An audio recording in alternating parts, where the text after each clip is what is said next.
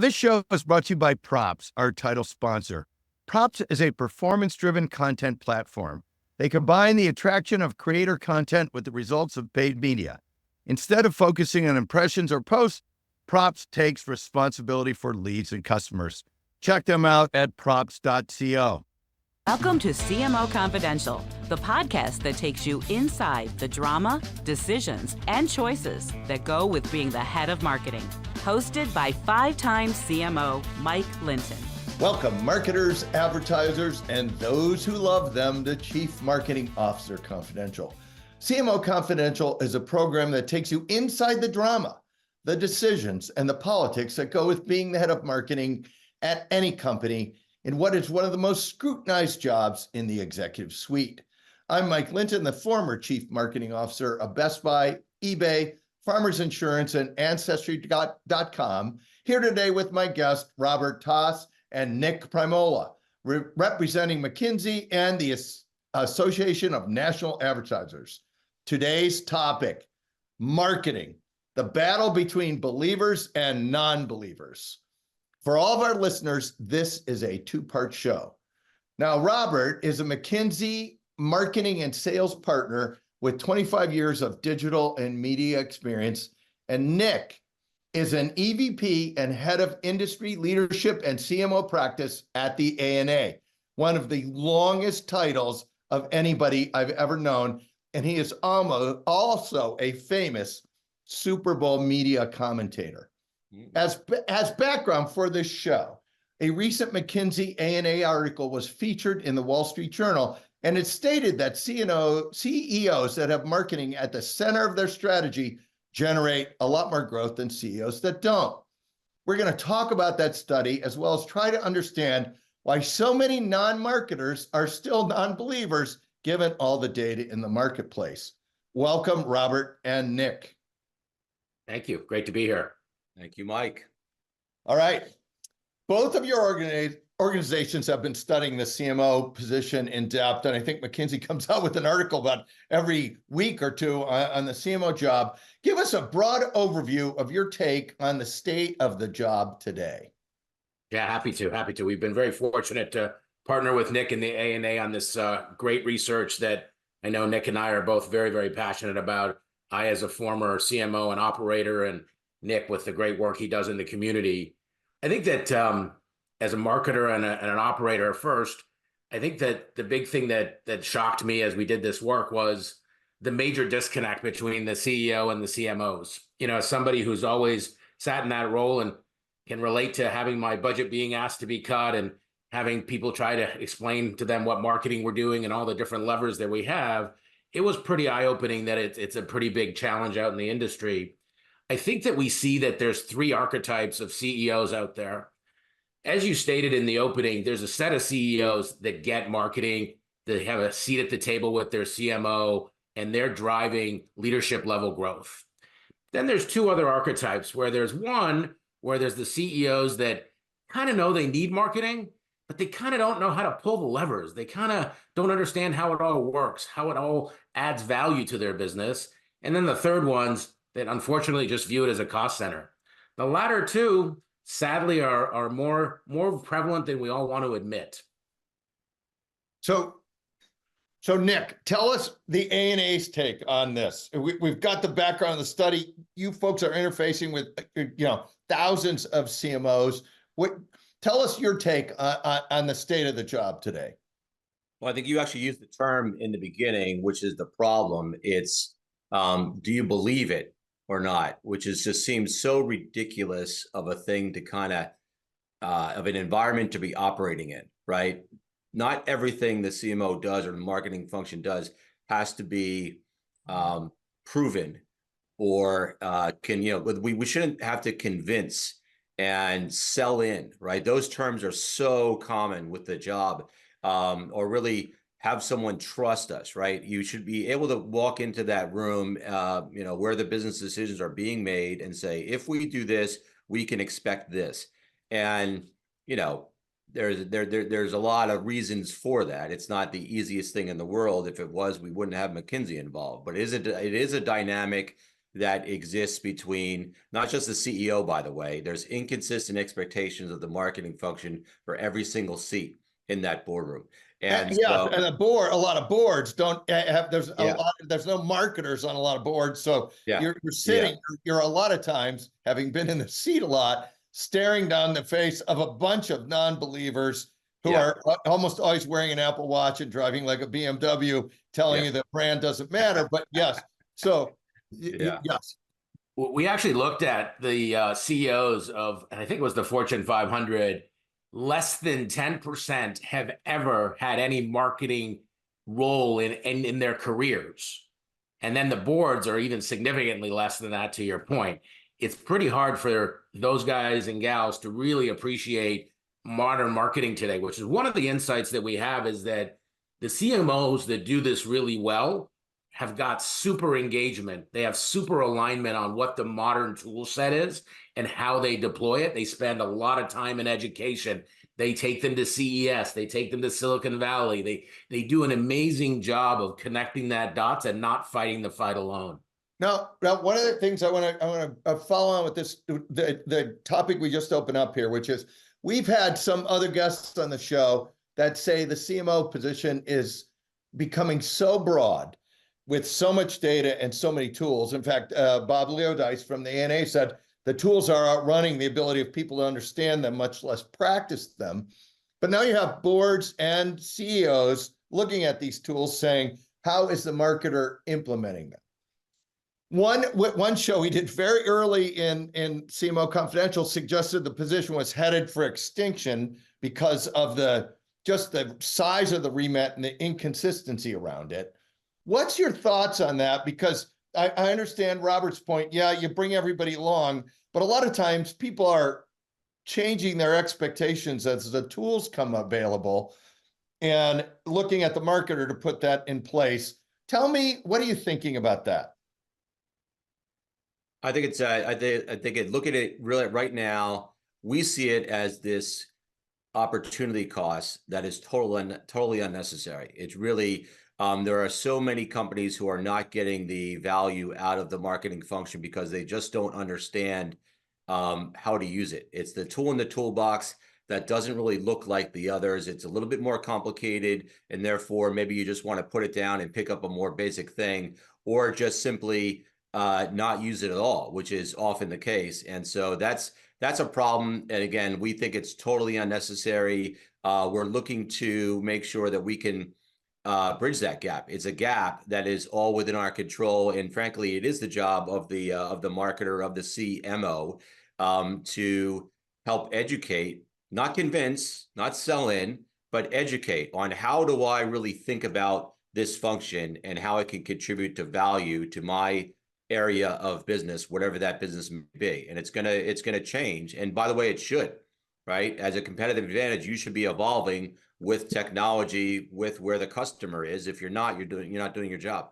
So I think this is a great point. I'd love to hear you both talk about it, which is, but if I'm faced with a bunch of non-believers and they already are starting with, let's call it we're going to zero-base marketing every year, which I think is a ridiculous way to start, actually. No one's zero-basing tax or the manufacturing plants or anything else. We're going to zero-base marketing, and then there's all these other tools, and what are you doing with that? And the only thing we're going to go, okay, is performance-based marketing. What do you do here when what is happening is there's more and more tools, more and more expectations, and you're staring at a wall of non-believers, per Robert's point, types 2 and obviously type 3. What do you do here if you're the CMO? Listen, I think you guys have said a lot, and I think that the first thing that I wanted to respond to was, it is ludicrous to think that the CMO role is going anywhere.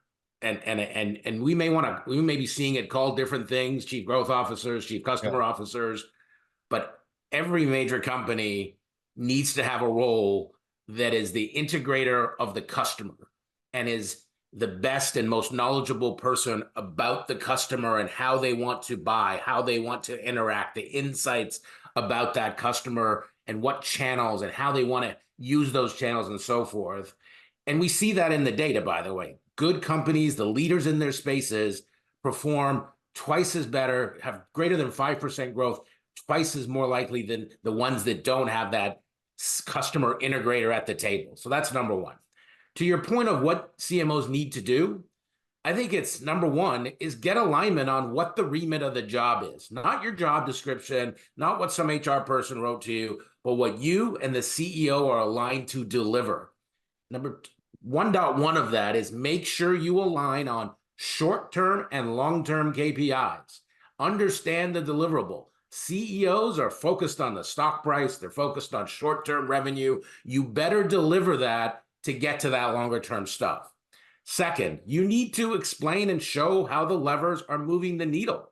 You need to be able to translate and be that person that connects the dots across the channels of how your customers interact.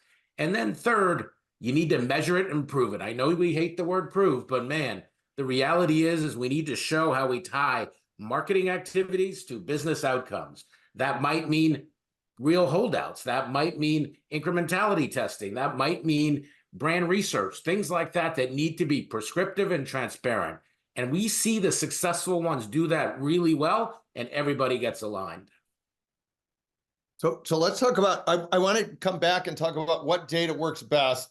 I've always called it sales overnight, brand over time, which is I got to deliver the message. If you start missing quarters, it doesn't matter how much brand building you're doing.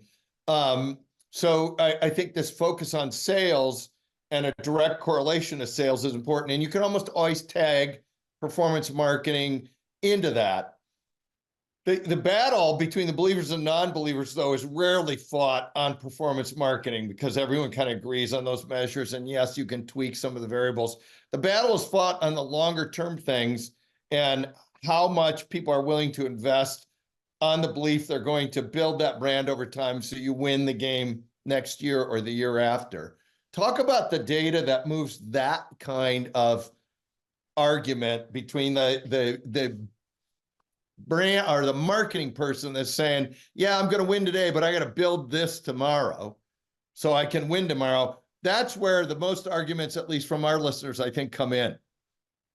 Well, that's where there's also a massive drive, particularly if the company is under any financial pressure to take all the long-term spending and shove it into performance marketing today. So you make these numbers, which means next year you're probably naked and you haven't built any new competencies. Could you both talk about that kind of setup?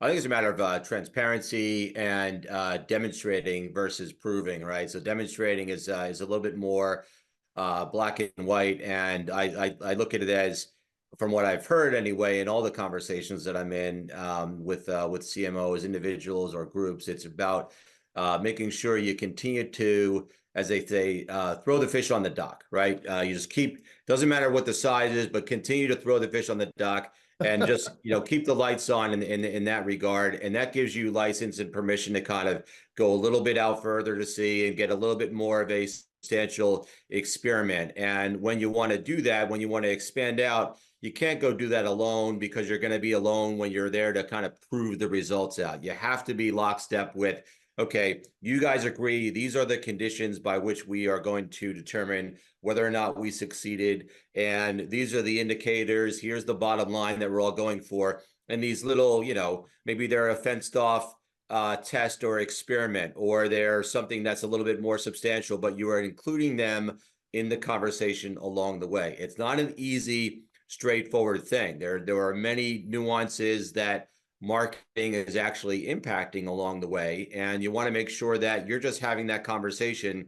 You're not showing up, 6 months later with, look what we did, and then not able to say, really prove it out, because then you're just setting yourself up for, maybe you'll make it through that meeting, but you're not going to make it through a lot of those meetings. It has to be an ongoing kind of thing. And that, again, gets you into a more substantial and enduring license to operate, where they're going to trust you more, because it's not you, it's what are you doing that's working, that's not working. Let's do more of what's working and less of what's not working. That's a process. And then, by the way, and you're continuing to demonstrate successes along the way, as you go in a more consistent way. So I need to keep throwing these fish on the dock. And so when I say I'm going to go out and be gone for a couple months to get a bigger fish. Here's enough fish to get you there. You have enough credibility to go for them to let you do that. Absolutely, and that's the recipe that has proven time and time again with the CMOs who have had to build the relationships and the credibility and the license to operate with their C-suite. Not everyone has to do that, right? You've got the Right. gigantic brands that are brand forward, and their expectation is actually the opposite of that. It's like, Right. If you're in Robert's CEO number one, you can go fish anywhere you want. Yeah. And they know you're going to do it. Robert, anything to add to this? Yeah. You know, I think this is the section that everybody needs to pay attention to. When we did our research with Nick and the A.N.A, we asked both the CEO and the CMO what their top metrics are of success. So we listed a whole bunch: CAC, impressions, brand, blah, blah, blah. And what we found is two really, really fundamental learnings here. This is the money slide, as I would call it. Number one, CEOs, I'm going to tell you the secret metric. Ready? Sales and margin. Sales and margin. Because I know you're shocked at that, that's right? the investor metric. Everyone knows. Who knew? But Must seriously, know. that is the number one thing that CEOs all selected. I got to tell you, brand, even CAC wasn't on there. Impressions weren't on there. Click-through rates weren't on there. What the second part was is that there was a significant disconnect in what the CMOs picked. What that tells us is that there's a lack of connectivity and understanding of what the job is and how to connect the dots. The CEO and CMO needs to align on that metric. We talked to some really great CMOs who are now presidents and CEOs themselves. And I had one from a major telco sit there and said, Robert, I've never taken my MMM model to my CEO. I've never taken my brand metrics to my CEO. I talk what he talks to Wall Street. And that's how I'm successful when I go in proactively showing him how to turn the levers to drive things up and down. And I think that's the marker of success here, is when the CMO, and this is a great quote from one of our interviews, becomes that general manager. That's a quote from a CEO that said, I want my CMO to be a general manager of marketing. I want them to treat it like a P&L. I want them to be proactive. I want them to have a forecast. That's what these CEOs are yearning for. I think that is a super important point. And MMN is a marketing mix model for those of you who might not know. And I am the marketing metrics only matter to the marketers. You should never, there's no reason to share them out. You should talk. I'm not saying don't do them. I mean, you should absolutely. No, you should do them because they're diagnostics of what's working. But I guess the other thing I don't that think we should take for granted or assume that people speak the marketing language, even in its most basic sense. Because one of the interviews that we had was with a CMO who was incredibly successful at a Fortune 10 brand, and he was giving us a story where he was in this conference room preparing for a board meeting with their CFO and maybe one or two other business presidents, and they were there for a few hours. It was he set the stage where they had food ordered in. It was one of those late nights, and the CFO just goes after a few hours, you know what? I just have to be honest. I really don't know what you've been talking about most of the time here with the terms that you've been using. I don't understand why you're even talking about data and technology when you talk about media costs. I don't understand why that is even necessary. And these terms you're using, I understand you, but I can't translate this language into anything I could do. And this was like, they have an amazing relationship. Mm-hmm. They have from a personal standpoint, from a professional standpoint, but you can't just sort of assume and really overestimate or give more credit to others really knowing about what you're talking about, or frankly caring about what you're talking about. Well, I agree with this. You have to kind of really get to what is most valuable to them and ultimately the board. And one of the things I think it translates for the CFO, because if you think about all the functions, they don't really want to translate like all the manufacturing and the labor and every other model. They don't want to be responsible for learning all of that language, just like you don't know it as a CMO. And the other tip I'd give as a CMO is, man, I have never fired the creative agency when I show up, because then if I do that, what I'm signaling is creative will solve the problem. And a lot of times the problem has nothing to do with the creative. It has everything to do with the consumer or the marketplace. And once you do that, you're already pushing the fish you're going to throw on the dock down the road. And you are saying, I'm going to fix it all. And you're not. Yeah. Hey, so let's shift. You published the article. I mean, you got Wall Street Journal and everything. That's pretty cool. What has been the reaction here? I mean, I started at P&G, all my P&G friends and consumer goods, they believe this. They love seeing these articles. What's been the reaction, though, from the rest of the marketplace to this? I mean, we've had really, I want to say almost overwhelming reaction. Everybody has a point of view on the topic. I think you've seen a lot of other offshoot articles come about in the recent weeks at it. But I think it's because it's a real issue, right? It's legit. And I think the one thing I would say, and I think, from the McKinsey lens, is we've been so fortunate that a lot of our clients have reached out and said, oh my God, can you come and help explain the findings, explain what we can do? So we work with the A.N.A to create some great playbooks and things like that are helping bridge the gap. But it's been an exciting and a passion project for both Nick and I, and something that I think there's a lot of work to do, candidly. I mean, if we really peel the onion here, marketing has work to do. Marketing has to claw that seat back at that table, because they're being pushed further and further away. And it hurts me. It hurts my soul, candidly. And I'm super passionate that every organization needs a marketer, a customer advocate at that table to help drive that company strategy. I just cannot imagine any company, B2B, B2C, B2B2C, that doesn't have this role. It's just so fundamental. And I hate to say it. I mean, I saw some things that just made me cry of how CEOs talked about marketing. And man, we just have so much more to offer. And I know the A.N.A is committed to this long term. I want to drill down on this. And I've had research make me cry, but usually it's been more negative. But so look, there's all this data on this all over, and you can look at all the consumer goods stuff, and you can look at this data, and it's great these companies are out there, but you still have tremendous amounts of boards, CFOs, and CEOs, Robert, in your camp of 2 and a lot of times 3, which is, this is just a damn line item. I'm going to optimize it, and I can turn it on and off whenever I want, and it's how I make my quarter. What do you two say? Why are there still so many believers out there, given all this stuff? I mean, and then I get the data and managing it, and some of this is on the marketer, but a lot of this is also on the receiver. Why are there so many people out there still thinking this, given all the data?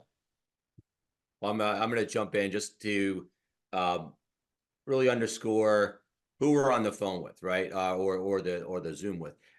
It's talking about an article in the Wall Street Journal that was driven by work of McKinsey. All right. I'm not talking about another article in any of the industry trade pubs or a white paper that any of the industry experts, Right, that no one reads. Yeah.